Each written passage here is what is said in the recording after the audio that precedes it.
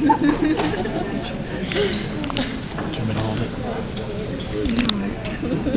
evening, ladies and gentlemen. Tonight, we celebrate and salute the accomplishments of the loving and gentle man, Sheikh Wesley.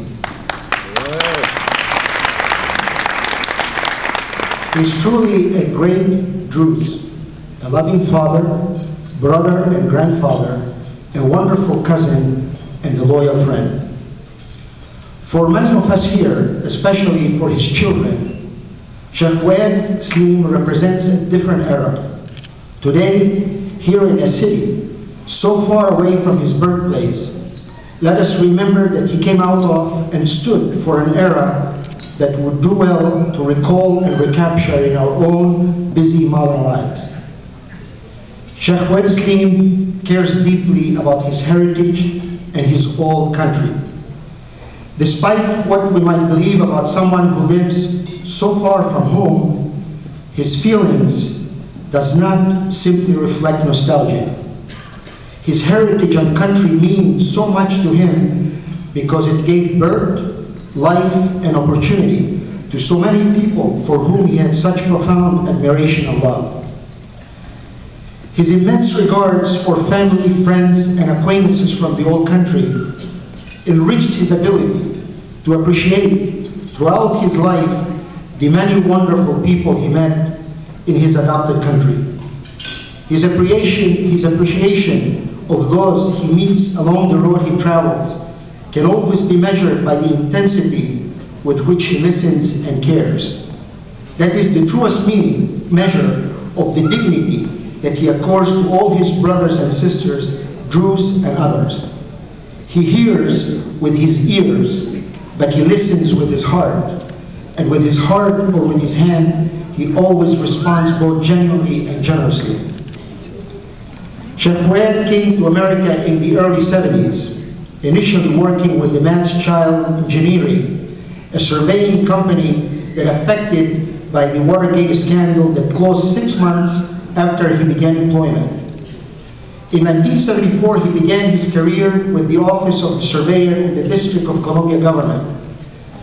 While working in this office, he pursued a degree in highest education and earned a degree in his Bachelor of Science degree from George Washington University and his degree and a Master of Science degree from the University of Maryland in 1983. In the surveyor's office and as a senior cartographer, he was in charge of the computing and mapping section with responsibilities in land development, subdivision, computation of boundaries, closing and opening of roads, and transfer of jurisdictions, properties from federal entities to the District of Columbia and vice versa. George Washington was a surveyor, a commander of the Army, and the first President of the United States. He chose D.C. as the location for the nation's capital, and asked Pierre Lafont, a French engineer in the American Army, to lay out a plan for the capital. The plan itself was considered to be an excellent one. However, the engineers and surveyors who started executing Lafont's great plan did not establish a coordinated system plan for the District of Columbia and did not depart from a geographic control point as is normally done. Instead, they started from the center line of the street or the corner of the building. Over the years, this flow caused the drift of the properties. In some areas, overlaps, and in other areas merely appearing as vacancies. It was our own Wesley, ladies and gentlemen, who developed the pilot project that corrected to an absolute degree the original Lafont plan for Washington, D.C.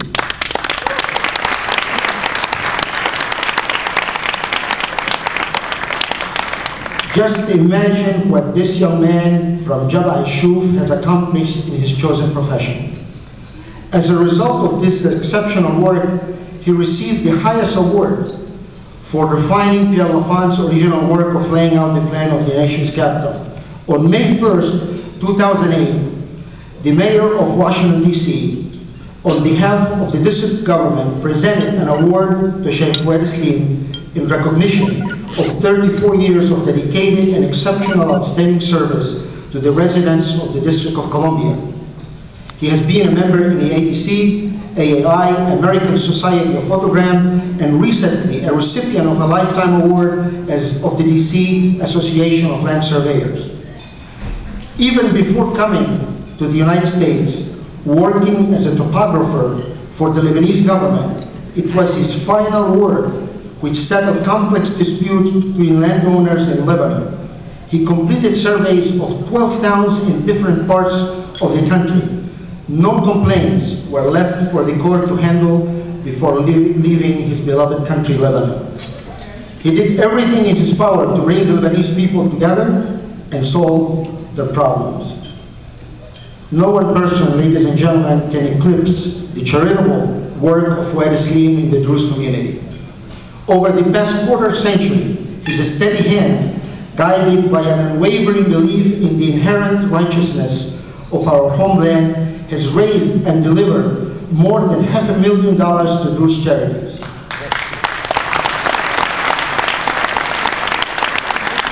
He was personally responsible for collecting and sending more than $78,000 to help Druze families who suffered during the Civil War. Additionally, every year he sponsors 10 orphans, 5 from the orphanage in Abai and 5 from the martyrs' children. Chef Fuad has a genuine love for creating wealth, so he can support the hundreds of generous endeavors in which he's involved. He has earned the respect, the admiration, and the affection of the entire Druze community. This reminds one of the great saying, generosity is giving more than you can, and pride is taking less than you need. Sheikh Fuad held major positions in both local and national Druze organizations, such as chair of the national membership from 1995 to 1996, doubling the membership from 600 to 1,200 in only 1 year. As you may know, he's the elected director to the Council of Presidents and is a direct representative of Mashaykh al-Aql, performing many legal and religious services in this country. This man, Fuad Islim, receiver of the Cedar of Lebanon Award, among many others, richly deserves our gratitude for his tremendous commitment to the Druze cause. It is a very special person that choose to dedicate themselves and their time and to give back to one's community. You see, they have discovered a great secret that many people in today's society neither realize nor appreciate, that you get more out of life by giving more to others. A Chinese proverb sums it up: if you want happiness for a year, inherit a fortune, but if you want happiness of a lifetime, help someone else. Chef Fuad is also a great optimist who looks at the sunny side of everything. A person once was asked, what is an optimist? He responded by saying an optimist is a person who, when you throw cold water on their spirits, they warm it up with enthusiasm, they make steam, and they push forward. That, ladies and gentlemen, is Chef Fuad Islim.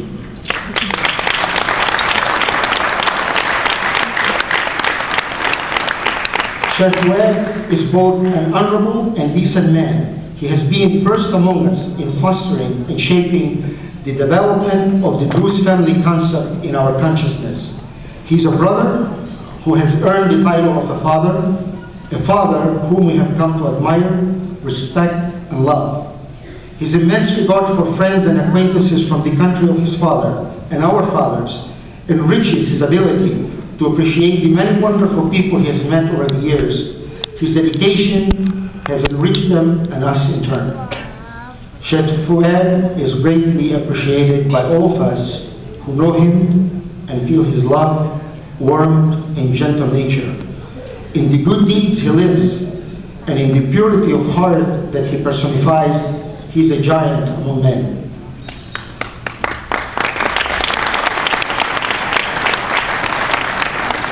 Some people come into our lives and quickly go. Others stay a while, make footprints on our hearts, and were never ever the same. Chef Fuad is clearly among them. Chef Fuad, congratulations on a well-deserved honor. Your dedication and commitment to the nation of Bani Maruf is an inspiration to all of us, and this will never go unnoticed. God bless you, Chef Fuad. God bless the American Druze Society, and God bless America.